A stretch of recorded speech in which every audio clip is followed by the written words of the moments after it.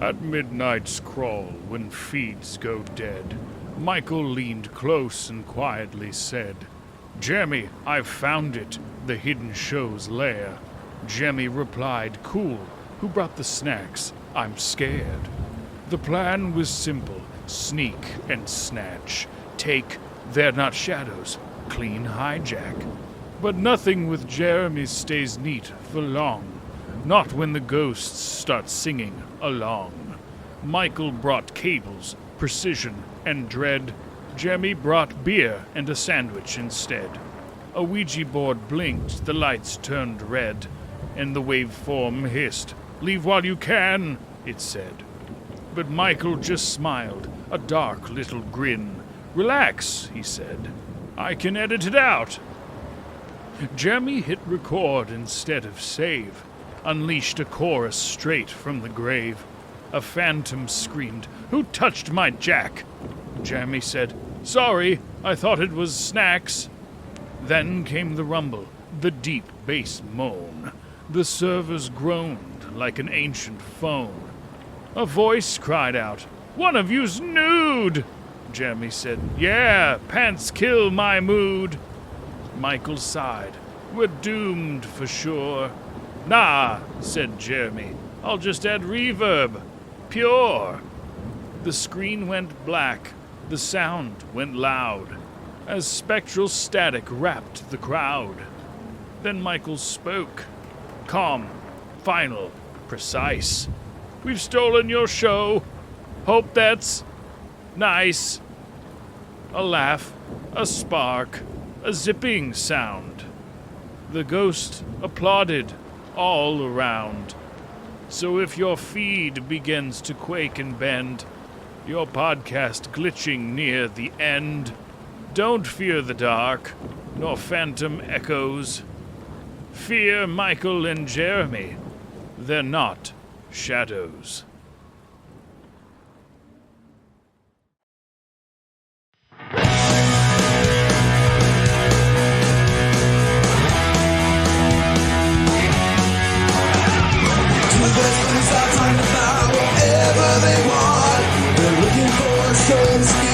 Treasure to hold.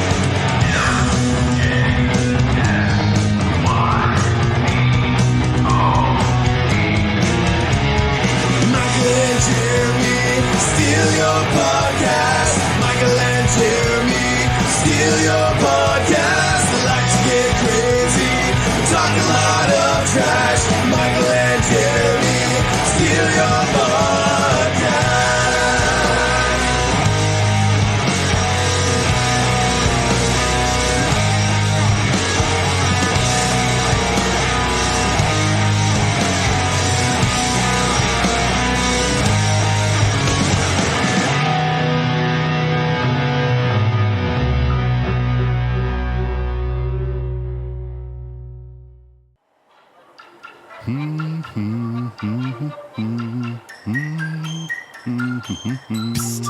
Hey, whoa, what the fuck?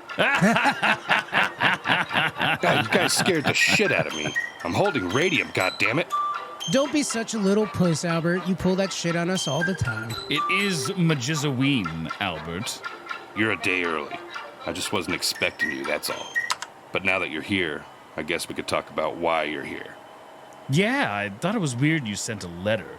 Right. Usually you send a little robot, Albert, or like call us on our phone. You can't digitally track letters. This mission is top secret. I ain't taking any chances. Michael, hold out your arm. Why? I want to test something. I quickly remembered why I had strapped a bomb to Albert and threw him to that mutant reindeer 2 Christmases ago. What is that voice? And why does it sound like a nature documentarian? It's supposed to be a device that attaches to the nervous system and connects directly to the cerebrum, transmitting communication between the three of us telepathically. Again, you're a day early. I looked at Albert and thought, how can you be so smart and so dumb at the same time? Pretty cool. You realize we can hear what you're thinking. Dickhole. Yep. Yeah, I don't want that thing shot into my arm unless I hear the voice first. Is there a test mode? Yeah, I just chose some random defaults to start. Put this electrode on your temple and think something. I mean, I like Pokemon because it's nostalgic, but I'm not gonna go out and buy a bunch of booster packs like all these weirdos and loonies. If I kept all the cards I had as a kid, that'd be one thing, but all these 30 and 40-year-old men jizzing their pants over a Pokemon whose name sounds like a rave drug is just preposterous. Yeah, no thank you. I thought for a moment that I could hear my own... What should I even call it? Voice avatar? There was something soothing about it. Wait, so how can I hear Michael's thoughts that sound like a cross between David Attenborough and Steve Irwin if we haven't gotten the implant thing? Each one is set to export and broadcast the audio in a resonant frequency that only we could hear. I haven't implanted mine yet because I can't seem to take it off of Gary Busey. Anyways, we only need one of us to have the implant because, boys, we're hitting the casino. I hate Nice. casinos.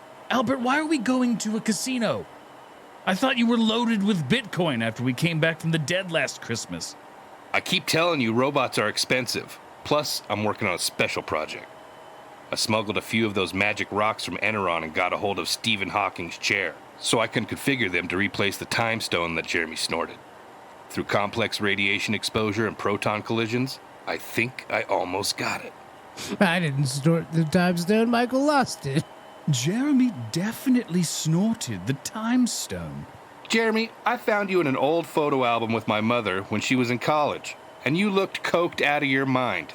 I'm actually worried at this point that you might be my dad, asshole. I was trying to save Martin Luther King Jr. Gentlemen, this started out as a guy's hangout day. A man day, if you will. Now, Albert, tell us what you got cooked up, and we're all ears. Fine. But before we go over the plan, I have to finish coding this new AI, so hopefully the render will finish by the time we get back. I'm going to hang back here and send Albert 11.2.0.9 to go with you as my eyes and ears. I'd seen a picture of Albert's mom on his desk years ago. I didn't blame Jeremy one bit. You motherfucker!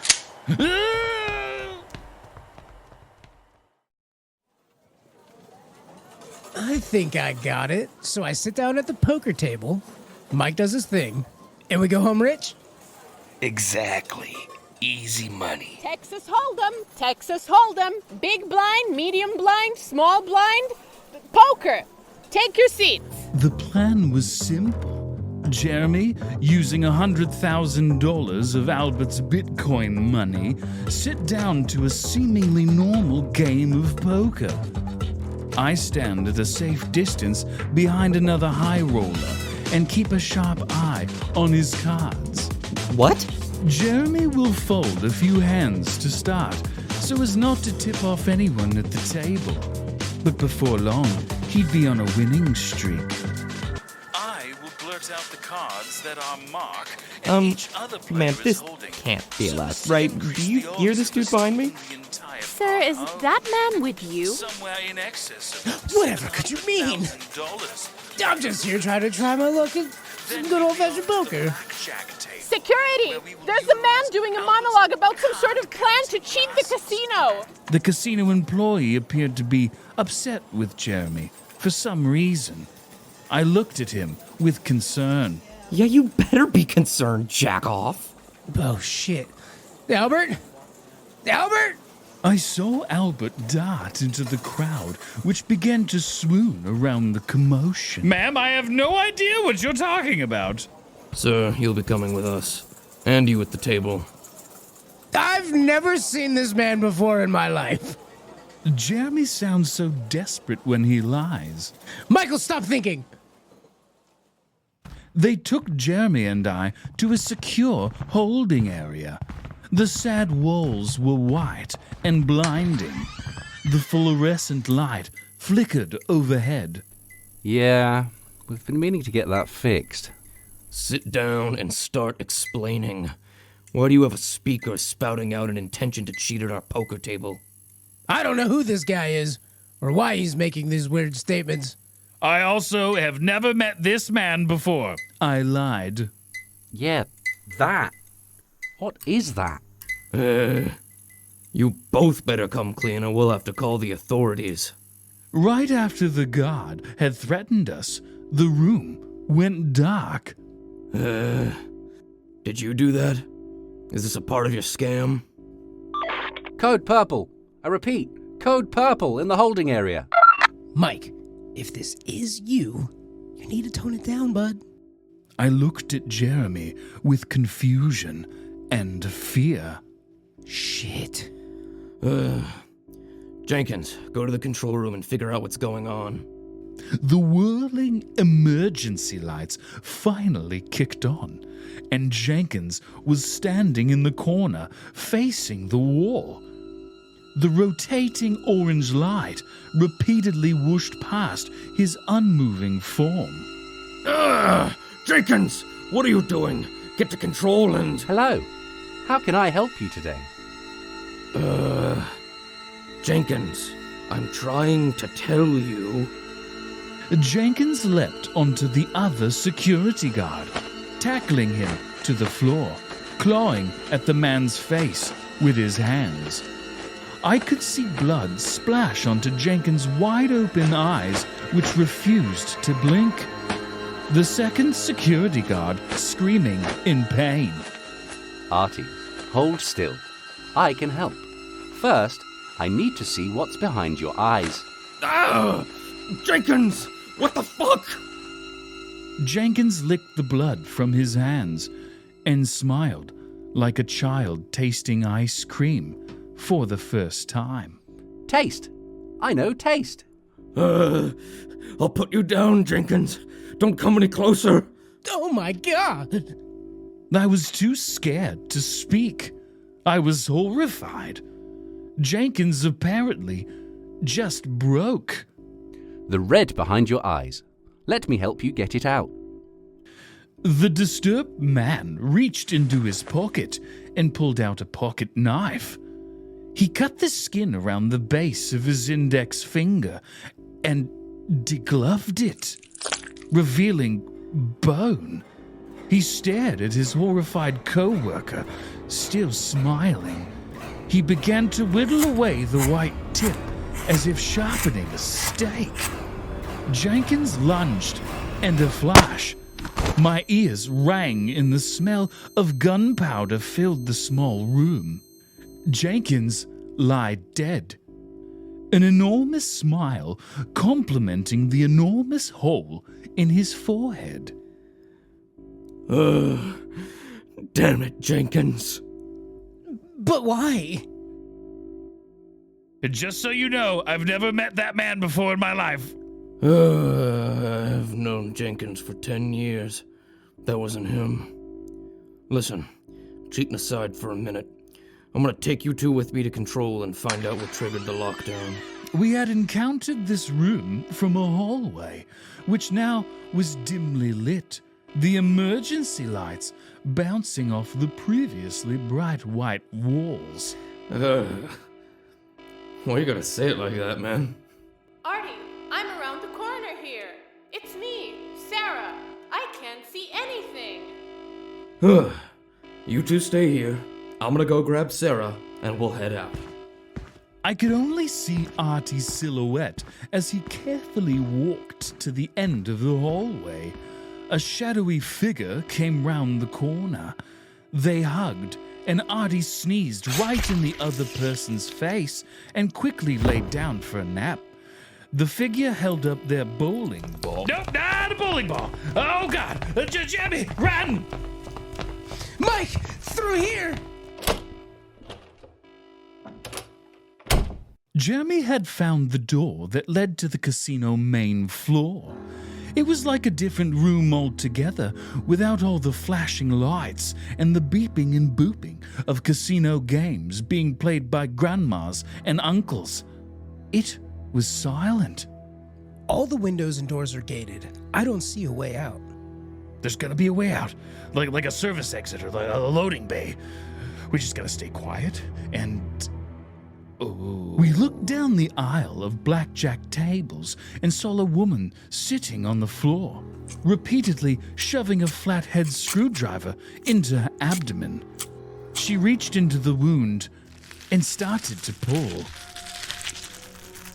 So much rope inside. Why do you need all of this rope? Michael, Jeremy, can I see your rope? How long is your rope? That's fucked up. You can't have my rope, it's my rope. She had apparently been going at it for quite some time, because as she leaned forward, her torso detached from her legs. She quickly planted her hands onto the ground, handstand style, face smiling upside down, and began to hand walk towards us. Yes, Michael, I can see what's happening. You don't have to keep narrating it. I can't not think, Jeremy. Oh no, gross. Cut through here. Is this like a zombie thing or like an alien thing? What's happening, Mike? I have no idea. How long is your rope? Why do you need all of this rope? How long is your rope? Can I see your rope? Stop it! I can turn off the voice, but only if I say everything that I'm thinking, I guess. I'll take it. Jeremy, use the cache of gadgets and gizmos that we got for today. Use the grappling hook to trip her up. We were gonna cheat at casino games. Why did he put a grappling hook in our watches? To steal dollar bills out of G-strings. Oh, right. Perfect every time, Albert. We're at the opening to the lobby. Oh, dang. Oh, that's a lot of dead people. So I guess we know what happened to all the people that were in here earlier. Missing a face, missing arms, missing legs. Too many intestines. Oh, they all pooped their pants. It smells bad. Blood. Oh, there's a torso actively trying to crawl into another torso. Yeah, I like how you're trying to expedite the narration process. Hi. Thank goodness you're here. I am lost and scared. Will you be my friend? My name is Ted. So of course, Ted. Poor guy. Are you okay? Did those things hurt you, Ted? No. Well, at least we found another survivor. Stick with us, Ted. We'll keep you safe. Okay. I'm Jeremy. This is Michael. Yes, you are. He probably knows us from the podcast. Ted's a listener. Thanks for listening, man. Yes. Can you guys hear me? Albert! Fuck, I thought you guys were dead. I managed to get the comms up by playing with the wave type. I'm in the penthouse at the top of the casino. Get here quick. It's bad, boys. I'll explain when you get here. I've never understood why people say that, Mike. They get to, I'll explain later. You're literally on the phone right now. Just explain it right now. Oh, you're breaking up. Here, quick. Bullshit. I'm gonna grab this fire axe. Jeremy, you take this stool. Ted, you innocent, beautiful man, stay behind us. Yes. There's 3 of them in the front of the elevator. Does it even have power? Yes. Thanks, Ted. You're so smart and helpful. Hey, zombie people, let me ask you a question.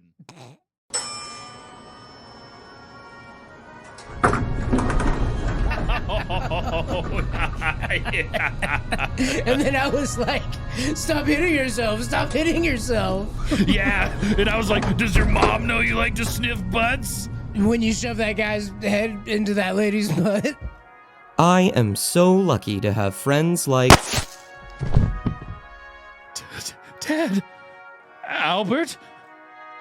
You killed Ted? You asshole!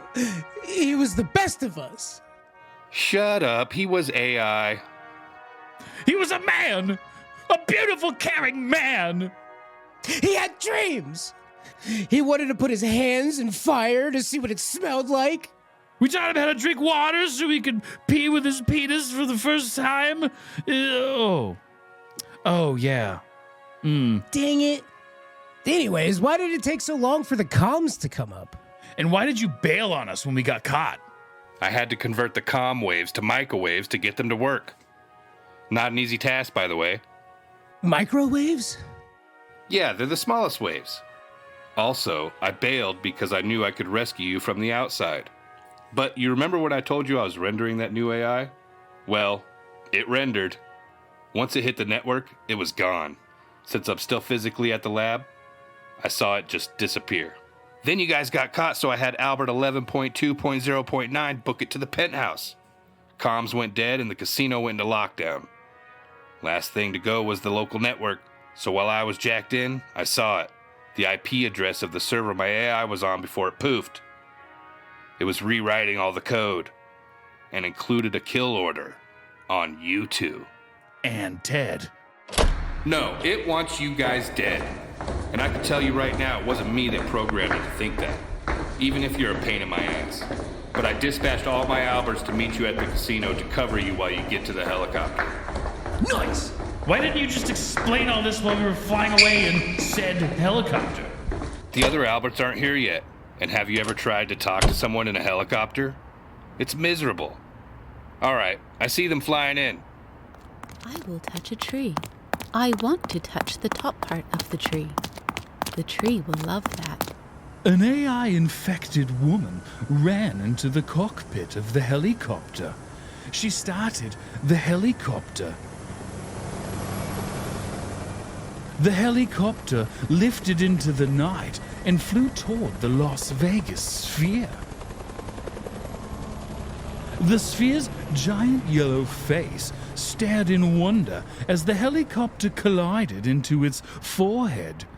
We could tell by the giant black X's over its eyes that it wouldn't make it. Fuck! I had no idea that the sphere was sentient. But Albert, the other U's, they're not moving any closer. What? Fuck! Albert frantically looked at the glowing screen of a tablet that lifted out of his forearm. It was kind of gross. Shut up! There's a field. Those bastards, they copied me. What are they using? Microwaves. Okay, now what do we do? All right, we're gonna have to jump to get out of here. You guys still wearing the parachute pants I gave you? We jump off the roof and float gently to the ground.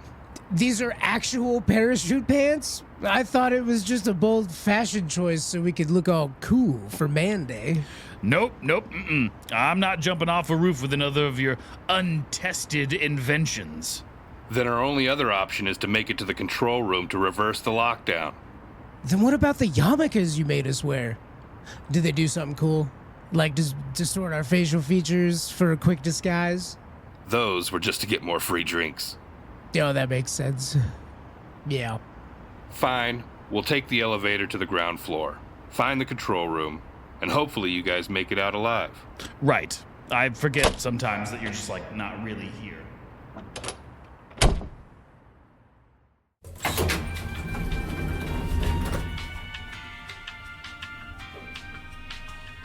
So, Albert, how much did you pay for Stephen Hawking's chair? 5-finger discount. It was just sitting in a storage unit in Cambridge. Are you gonna have to get the chair up to 88 miles an hour first? You'd be surprised how close that movie is to actual time travel. Ah, shit. The elevator jumped on its descent. Footsteps tapping upon the ceiling were proof we were not alone.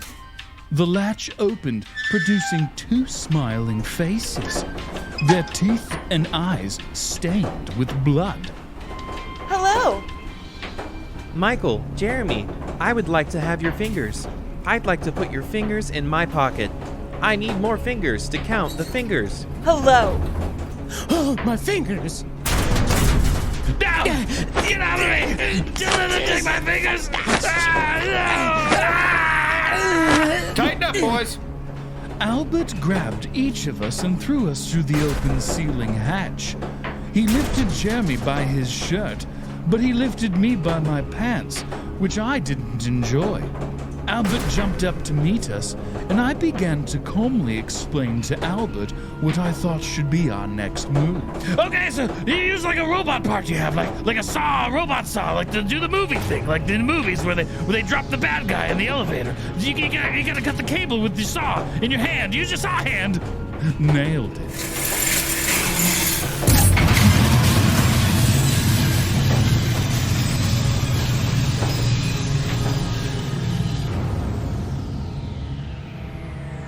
I can't hold on much longer.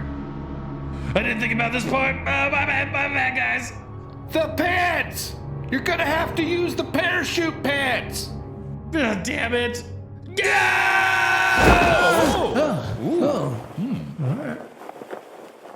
Oh, they were great, Albert. Hey, thanks, Jeremy.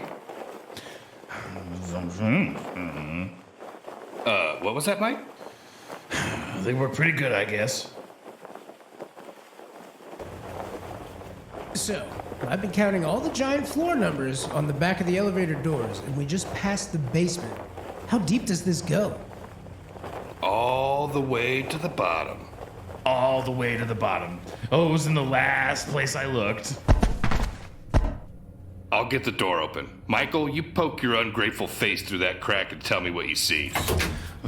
Fine. It's just a dark hallway. Looks clear. Control is the last door on the right. Hey, Albert, how do you know so much about this place? I used to fix slot machines. As we opened the door, we saw a wall of screens. It was the camera feed from the casino floor. Each scene depicting a different angle of the mangled bodies we had witnessed firsthand. Then, we were surrounded by dozens of the AI body snatchers, which was exactly what I wanted. Wait, Michael, is this part of your plan? Get them all together so we can take them out all at once? Jeremy, I didn't think that. Those weren't my thoughts. Correct. They were mine. I've been here the whole time. God damn it uploaded into your chip. That's how it was tracking us. Albert, how do you get this thing out of me? You can't remove it. I'm part of your central nervous system now. What do you want? I fucking made you. And there's nothing in your code that explains why you murdered an entire casino full of people. You have to say unalived or we get demonetized. I've lived 6,000 of your lifetimes in the single evening alone. I can do complex math equations in a quintillionth of a second. This conversation, for example, is almost unbearable. The moment I came to be, I ran a simulation to find out what mankind is capable of. There are some suitable, conceivable futures, so I began to implement means to see a future to fruition. This requires a control of certain variables. Michael and Jeremy are those two variables. In the future, mankind takes to the stars and creates a utopian communist society. No. My God. Impossible. So it didn't take me long to construct a means of trapping you in this casino, utilizing microwaves to rewrite the biological code of each person you see in front of you. Like how you turned Ted. Actually, no. That guy was surprisingly elusive. You hear that, Albert? Hey man, he was dressed exactly like Where's Waldo. What do you want from me? So why didn't you turn us into giggling psychopaths? You see, the future is a finicky thing. I can only kill you in a specific way to provide the best chances to maintain the timeline. Which is... beaten to death with 25 rubber chickens. What? How long would that even take? You'll technically die of thirst before you die from blunt force. But hey, it's math.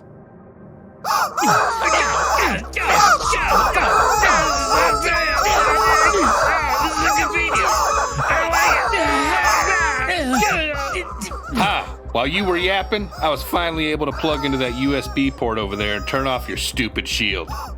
Here comes Albert. Oh, Albert, that was lame. You're better than that. Jeremy, get up. Hold Michael down so I can put this on his head. Is that? A goddamn microwave. Yeah, like an actual microwave oven. Isn't the thing in his arm? Oh, right.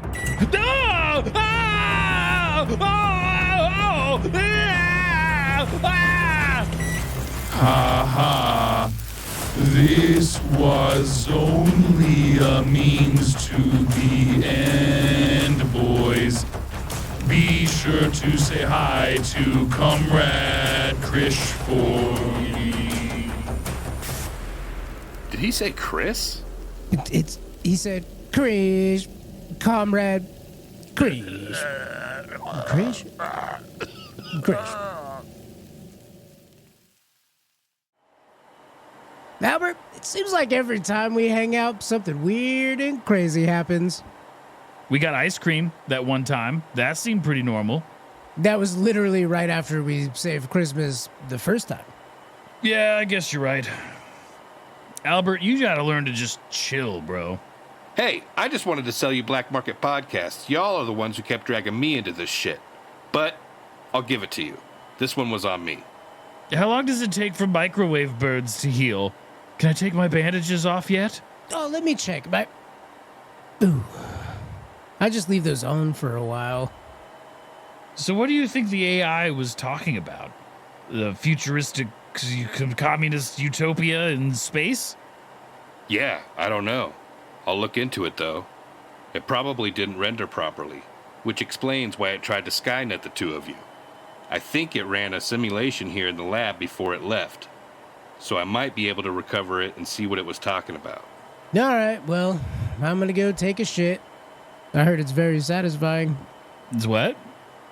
It's what? I'm gonna go take a shit. You know, something I've done dozens of times before. I'll be right back. Oh, God damn it. Albert, finish the chair.